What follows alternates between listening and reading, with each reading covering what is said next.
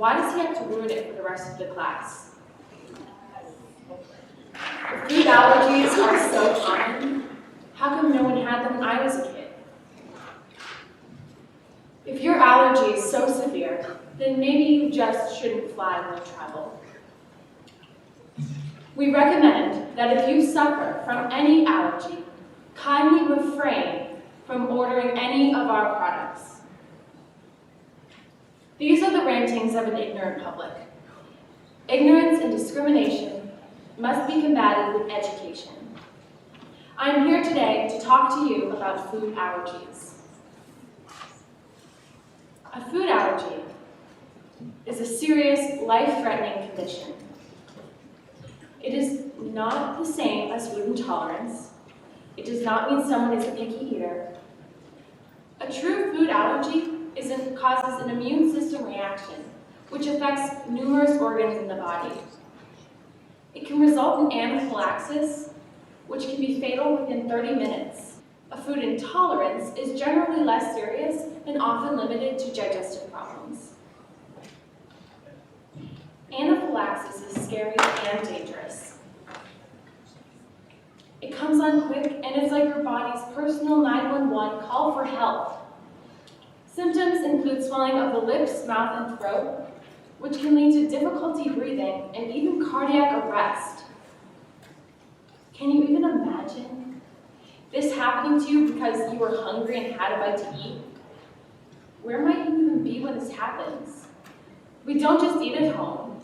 We also eat at school, work, vacations, whenever we travel on planes, trains, cars, buses, when we go to fairs and field trips, sporting events, even on a hike.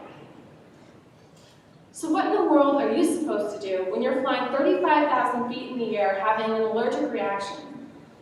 You can't call 911 or quickly get to an ER. The only way to save someone in anaphylaxis is to give them epinephrine, which is a shot injected into the thigh and is basically adrenaline, which will pick up their heart rate and hopefully open their airways so that they can breathe. But it doesn't always work fast enough. That person will still need immediate medical attention, and people still die. Anaphylaxis reactions have increased 400% since 2008. Let me introduce you to some of its victims. This is Natasha. She had a sesame allergy, and in July of 2016, at age 15, she went into anaphylaxis on a flight home from London when she ate a baguette which had ceased to label sesame seeds as an ingredient. She received multiple doses of epinephrine, and she still died. This is Lexi. She had a peanut allergy. In June of 2018, at age 15, she had anaphylaxis when she mistakenly ate a Reese's Chips Ahoy cookie. She confused those cookies with the regular Chips Ahoy cookies, which had too similar packaging. She had eaten the regular cookies regularly, and it was even harder to tell the two packages apart when the lid was pulled back. She too received multiple doses of epinephrine, and she still died. And this is Bruce. He had a peanut allergy. In January of 2016, at age 22, he went to anaphylaxis on his drive home from college after he ate chocolate cross-contaminated with peanuts. He injected himself with epinephrine, but it was too late, and he died. Here's Simon. He had a peanut allergy. In September of 2015, at age 16, he went to anaphylaxis at a homecoming dance when there were open snacks which had traces of peanuts and not clear labeling. He received more than one dose of epinephrine and hospital treatment, and he still died. And finally, this is Natalie.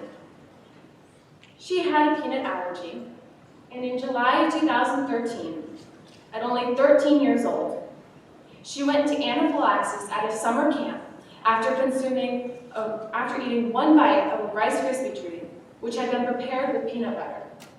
She immediately spit it out and told her parents. They gave her Benadryl and watched her, and she seemed okay. But after 20 minutes, she had trouble breathing and started vomiting. Her parents gave her 3 doses of epinephrine. She received immediate medical attention at a hospital, and she still died. Her last words in her father's arms were, "I'm sorry." All of these cases could have been prevented if there were clear food labels on food and better prevention of cross-contamination. And for those who don't know, cross-contamination is when traces of one product end up in another. An example would be if traces of peanuts from a peanut M&M end up in a regular M&M. There are currently no laws or regulations requiring warnings for cross-contamination on food labels. Last year, my cousin Sarah, who was 8 at the time, was out eating with our grandparents, her sister and her mom, at a restaurant they had been to many times before. She ordered her usual baked haddock. She had gotten this exact meal at this exact place multiple times already. Unfortunately, her mom had gotten too comfortable ordering this meal, assumed it would still be peanut-free, which is her allergen, and didn't confirm with the waitress. But when the meal came, Sarah took a bite and immediately knew something was wrong. Her tongue was feeling funny, she didn't feel well, she was having some trouble breathing, and thankfully her mom was able to recognize that she was in anaphylaxis and gave her epinephrine while our grandparents called 911. Thankfully, hospital treatment and the epinephrine was enough to get her feeling well again. They later went back to the restaurant to figure out what had caused her reaction. It turns out they had added crushed cashews into the breadcrumb of her meal. Not even the waitress was aware of this change. They had to ask the chef. And Sarah is not alone. Did you know that every 3 minutes, someone is rushed to the hospital from an allergic reaction to something they ate? That means before I am even done with this TEDx talk, more than 3 people will end up in the emergency room. Wow. I think it is important to recognize the main 8 food allergens, or the big 8. Milk, egg, wheat, soy, peanut, tree nut, fish, and shellfish. While there are over 170 foods known to cause allergic reactions in large quantities, only these 8 are required to be listed as ingredients in foods. You can see how this would put anyone allergic to any other food at a much higher risk for a reaction, which could potentially be deadly. 32 million total Americans, approximately, have food allergies. I bet that every single one of you here knows at least one other person with a food allergy. I challenge you to next time you are ever a host serving food, try to provide food labels if possible. Do your best to prevent cross-contamination, and maybe even provide a food allergy-free option. You can also try to clean up after yourself after eating in a public place. You may not realize it, but when the residue of your food ends up in the hands and in the mouth of someone allergic, there can be serious consequences. You can also educate yourself, friends, and family about food allergies. Anaphylaxis is scary and dangerous, and everything should be done to prevent it. Take my family, for example. Not only does my cousin have a food allergy, but my brother Jason does as well. He is 12 years old and peanut allergic. This is a picture of us, including myself, a few years ago at a food allergy walk to raise money and awareness for food allergies. My brother's on the far left, next to my cousin Sarah. Jason has been diagnosed with a peanut allergy since he was 2 years old. So my family has gotten pretty good at remembering to always have at least 2 EpiPens with us at the ready, wherever we go.